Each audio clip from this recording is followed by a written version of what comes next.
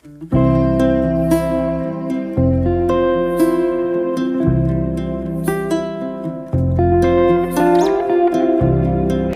warahmatullahi wabarakatuh. Selamat siang, ya, salam sejahtera. Nah, pada kesempatan kali ini saya ingin membahas tentang gerak melingkar beraturan. Nah, di sini saya membawa namanya jam dinding. Nah, ini kalau saya katakan ini jam dinding muat atau jam dinding butrek atau apa lagi. Kenapa? Untuk menyebut angka 12 saja 6 kali 2. Untuk menyebut angka 1 ini, nah, berapa dikurangi berapa ketemu 1. Ya, tapi apapun itu yang ingin saya jelaskan ini bukan masalah angka-angkanya, gitu kan? Tetapi masalah perilaku gerak dari putaran jam dinding ini. Gitu. Nah, salah satu contoh gerak melingkar, gitu kan? Karena yang ingin saya bicarakan ini adalah gerak melingkar beraturan. Gitu. Salah satu contoh benda yang bergerak melingkar beraturan ini adalah gerak pada jarum jam dinding yang masih waras tentunya. Kalau jam dindingnya tidak waras, ya tidak beraturan, gitu ya. Terkadang ada yang mati, ada yang melambat, gitu, dan sebagainya. Nah, sebagai contoh di sini ya, ini saya putar saja ini. Nah, kalau kita putar di sini, ya, entah itu jarum menit atau jarum detik, gitu, maka fenomena gerakan ini dinamakan gerak melingkar beraturan, seperti itu ya. Saya ulangi ya, kalau jam ini bisa muter, gitu ya. Ini kebetulan baterainya belum dipasang, belum muter, entah itu jarum menit, jarum detik atau jarum jam, ya. Kondisi jam ini ketika melingkar dia mengalami gerak melingkar beraturan, seperti itu. Nah, dikatakan gerak melingkar beraturan ini jika kecepatan sudutnya tetap, atau gampangnya gini, gitu ya. Sudut tempuh, gitu kan, ya, sudut yang disapu, ya, sudut yang disapu, misalkan dari sini ya, dari awal ini, ya, dari awal seperti ini, sudut yang disapu atau yang ditempuh dari satu posisi ke posisi berikutnya, misalkan ini jadi 1, 2, 3, ya, ini akan sama ketika kita mulai dari sini, dari awal ini, ya, 1, 2, 3. Jadi sudut sapunya sama dari posisi bawah sampai ke tengah, tengah sampai ke atas, itu posisi sudut tempuhnya sama, ya, sudut tempuhnya sama, ditempuh waktu yang sama. Itu dikatakan gerak melingkar beraturan. Kasarannya begitu, gampangnya gitu. Nah, kemudian untuk menggambarkan lebih detail mengenai perilaku gerak melingkar beraturan, ya, di tayangan video ini, video setelah ini akan dijelaskan secara detail. Baik, pada bagian ini akan dibahas tentang penggambaran gerak melingkar secara detail. Nah, setelah tadi ditunjukkan fenomena gerak melingkar pada jarum jam, nah di sini akan digambarkan lintasan benda yang bergerak secara melingkar. Nah, ini misalkan, ya, jejak benda yang bergerak melingkar tadi. Jadi benda yang bergerak melingkar kita buat jejaknya seperti ini. Nah, kemudian ini adalah sebagai pusat lingkarannya, ya, dan digambarkan di sini, ya, sebuah partikel dengan jarak tertentu dari pusat lingkaran yang kemudian kita sebut dengan jari-jari bergerak, ya, bergerak sehingga menghasilkan posisi akhir di bawah. Nah, ketika benda di posisi awal, ya, benda ini memiliki arah kecepatan v, ya. V itu adalah kecepatan linear, arah kecepatannya secara horizontal. Namun, ya, ketika sampai posisi akhir ini arah kecepatan v-nya berbeda, ya, arah kecepatan linearnya berbeda. Nah, kemudian dari perjalanan awal ke perjalanan akhir, itu di sini membentuk namanya sudut atau perbedaan sudut, ya. Sudut yang disapu dari posisi awal ke posisi akhir itu namanya posisi sudut. Nah, selain memiliki kecepatan linear, ya, pada pada benda yang bergerak melingkar ini juga memiliki kecepatan sudut. Ya, memiliki kecepatan sudut. Nah, besarnya kecepatan sudut itu tetap. Kemudian kalau kita gambarkan arahnya, berarti posisi awalnya dari sini ya sampai posisi akhir. Nah, ini adalah arah dari kecepatan sudut. Nah, kemudian benda yang bergerak melingkar ini ya ada penyebab-penyebab lain ya yang menyebabkan benda ini bergerak melingkar. Salah satu penyebabnya adalah adanya gaya sentripetal. Nah, gaya sentripetal itu gaya yang arahnya menuju ke pusat lingkaran. Nah, di sini dia memiliki namanya gaya sentripetal. Oke. Nah, jadi ya benda yang bergerak melingkar ini disebabkan karena ada gaya sentripetal. Kalau tidak ada gaya sentripetal, tentunya benda ini akan terpental keluar, tidak menghasilkan putaran, tidak menghasilkan gerak yang memutar. Nah, dari penggambaran ini kemudian kita dapat menyimpulkan beberapa ciri-ciri dari gerak melingkar beraturan. Yang pertama, besar dan arah kecepatan sudutnya tetap. Yang kedua, besar kecepatan linier V tetap besarnya, tetapi arahnya selalu berubah-ubah sesuai dengan posisi bendanya. Nah, misalkan ini. Nah, ini arah kecepatan linier, yang bawah ini juga sama arah kecepatan linier. Kemudian memiliki percepatan sentripetal. Walaupun ya kondisi geraknya dalam keadaan beraturan ya, tetapi benda yang bergerak melingkar ini tetap memiliki percepatan. Nah, percepatan itu namanya adalah percepatan sentripetal. Nah, munculnya percepatan sentripetal ini sebagai konsekuensi adanya gaya sentripetal. Itu.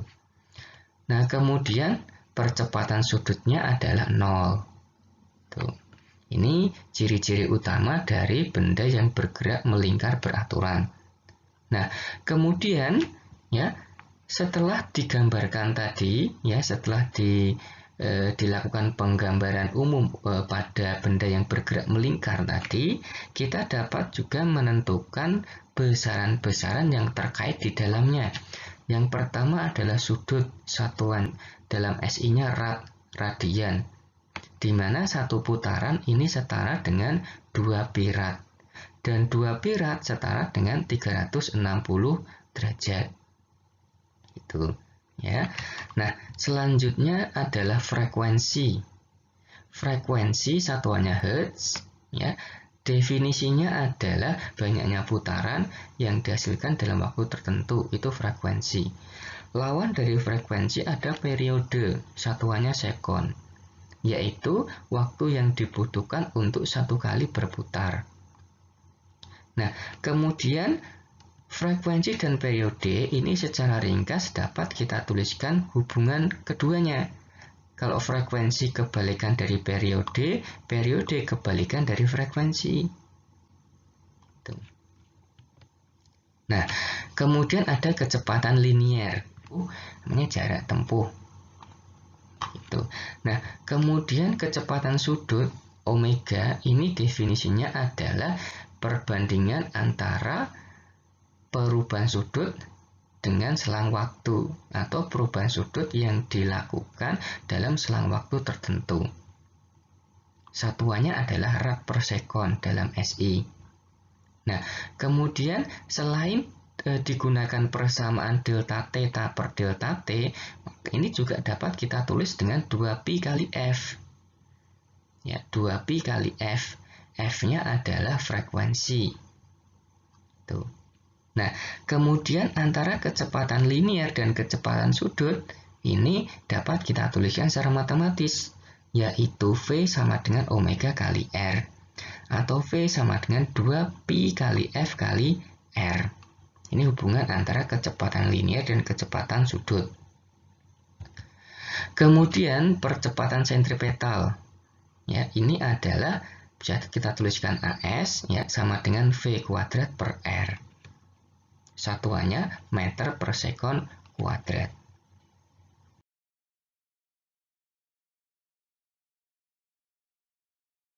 Berikutnya sekarang kita akan membahas hubungan roda-roda.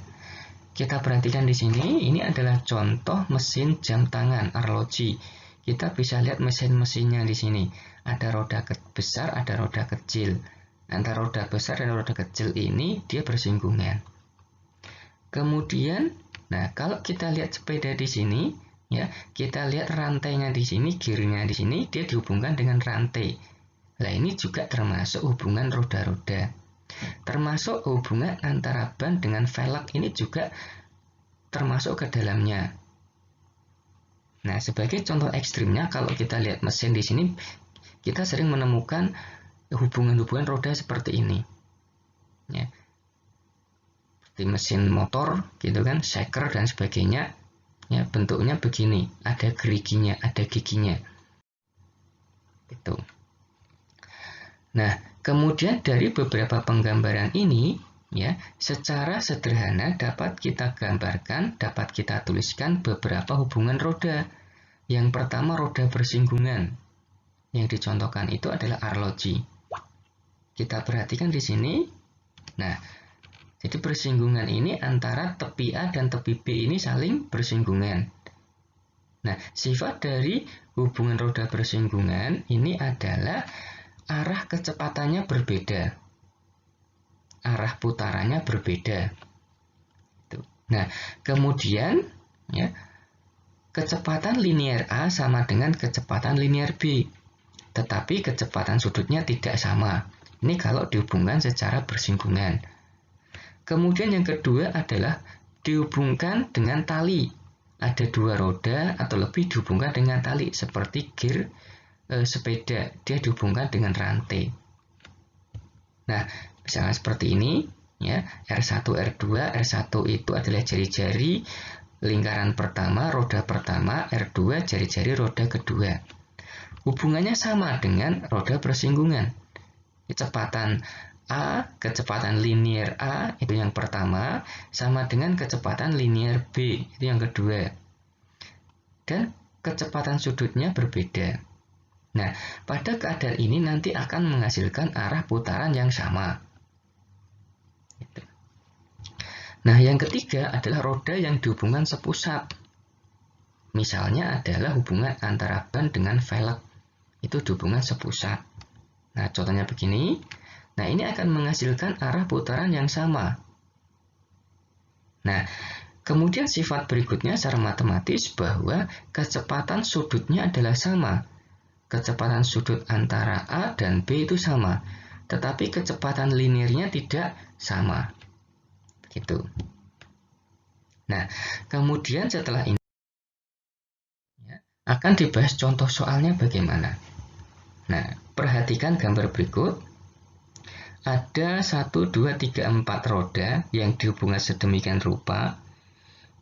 Itu sehingga membentuk hubungan sebagai berikut. Ya, sebagai gambaran saja, hubungan roda yang seperti ini biasanya berada pada roda gila. Roda gila ini biasanya dia terletak di bagian mekanik tape recorder. Kalau zaman dulu masih marak itu tape recorder yang pakai pita. Nah, di situ ada di mekaniknya itu yang digunakan untuk memutar pita, memutar kaset. Di situ ada roda namanya roda gila. Gitu. Pertanyaannya adalah keterangannya diketahui RA 25 cm di sini, jari-jari A 25 cm, jari-jari B itu 15 cm, jari-jari C 10 cm, dan jari-jari roda D 20 cm. Kemudian kecepatan sudut roda D itu 50 rad per sekon. Nah, pertanyaannya adalah kecepatan sudut roda A dan roda B berapa? Nah, pertama yang harus kita lihat di sini ya, yang sudah diketahui ada kecepatannya itu yang D. Nah, sekarang kita lihat D itu berhubungan dengan siapa? Oh, D itu berhubungan dengan C. Maka yang kita bahas lebih dulu adalah hubungan antara C dan D. yaitu dihubungkan dengan tali. Di mana ketika roda dihubungkan dengan tali, maka secara matematis kecepatan linearnya sama, atau VC sama dengan VD. Kita turunkan hubungan antara kecepatan linear dan sudut itu adalah omega kali R. Kalau C berarti ini C, omega C kali RC sama dengan omega D kali RD. Nah, sedangkan omega C kita belum tahu ya. Yang kita cari di sini RC-nya 10, omega D 50, RD-nya 20. Sehingga kecepatan sudut roda C-nya kita temukan 100 rad per sekon. Nah, roda C sudah ketemu. Nah, sedangkan kalau kita lihat di sini, roda C itu dihubungkan sepusat dengan B. Maka hubungan antara roda C dan roda B itu kecepatan sudutnya sama. Kalau C 100 rad per sekon, berarti kalau B juga sama 100 rad per sekon. Nah, kemudian kalau B sudah ketemu, maka B itu berhubungan dengan siapa selain C? Dia berhubungan dengan A. Maka di sini akan dihubungkan roda B dan roda A. Kalau dihubungkan bersinggungan, berarti kecepatan linearnya sama. Ya, persamanya sama dengan roda C dan D, hanya saja rubriknya yang berbeda. Redaksinya berbeda. Yang ini C, D, yang ini B, A. Tinggal kita ganti saja, omega B kali RB sama dengan omega A kali RA. Kita ketahui omega B 100, jari-jari roda B 15, omega A belum tahu, jari-jari roda A 25. Ya, kalau manual, maka di sini 100 kita bisa bagi dengan 25, hasilnya 4. 4 kali 15 adalah 60 rad per sekon. Sehingga kesimpulannya, ya, omega A, kecepatan sudut A itu adalah 60 rad per sekon, dan kecepatan sudut B adalah 100 rad per sekon. Nah, demikian tadi paparan singkat tentang gerak melingkar beraturan. Semoga dari tayangan ini dapat menginspirasi, dapat memberikan manfaat kalian guna menemani kalian belajar mandiri di rumah. Gitu. Semoga apa yang saya sampaikan ini bisa dipetik manfaatnya. Gitu. Ya, saya akhiri. Ya, assalamualaikum warahmatullahi wabarakatuh.